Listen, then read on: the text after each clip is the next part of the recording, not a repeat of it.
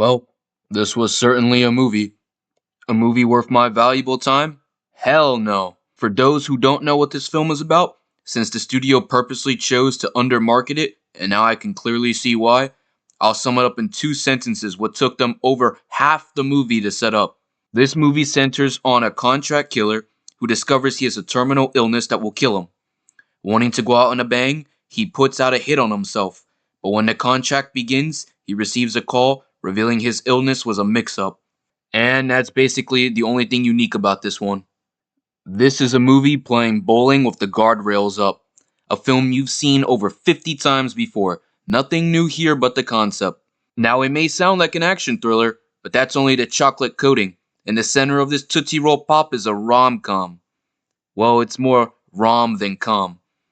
It tried so hard to be a comedy, but I've seen better attempts at jokes and softcore porn.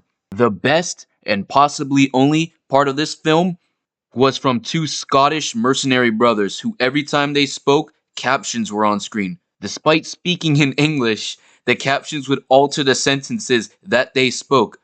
It was a fun, creative twist that got a chuckle out of me. Of course, they were only given a single-digit amount of screen time, because why should the audience be entertained? The funniest aspect to me, and this applies for overall all forms of media, is whenever creators want to make a murderer likable, all they have to say is they kill other criminals. No killing women and children.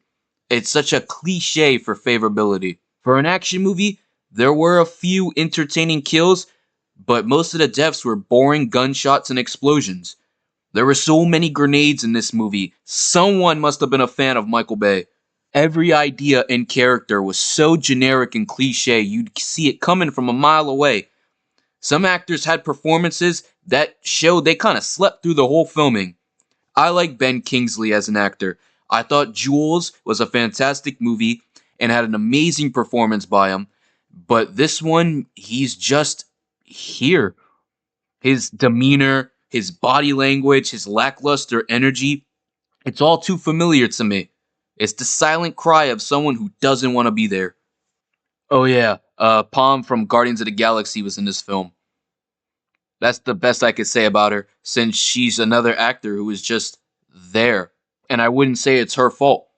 There's so much that could have been accomplished with this character, since they hint at Palm being this deadly assassin. She even gets her own bloody montage, but she never does anything. She sits in a chair and exaggeratedly complains like a 5-year-old. It's just wasted potential. I will admit, I am happy to see they played the song C'est plein pour moi during her montage. That's the first time I've ever heard that song in a movie, and it was brief, but it was a delightful sequence. Terry Crews was as enjoyable as can be, but it's hard to fully like him here, since he literally plays a blaxploitation character in 2024. He wore an overly fancy, orange-colored pimp suit ripped out of a blaxploitation movie from the 70s. He even spoke in a semi-silk smooth jazz passion voice, saying brother in every passing minute. This design doesn't fit Terry Crews, since he has the hulking body of a WWE wrestler, not the typical 70s down-to-the-bone, skinny, pinky ring finger pimp slapper. I wouldn't even be surprised if they filmed the deleted scene of Terry slapping one of his women saying, "Bitch, better have my money." I will admit, this film has some of the best and cleanest scene transitions I've seen. That was my biggest takeaway.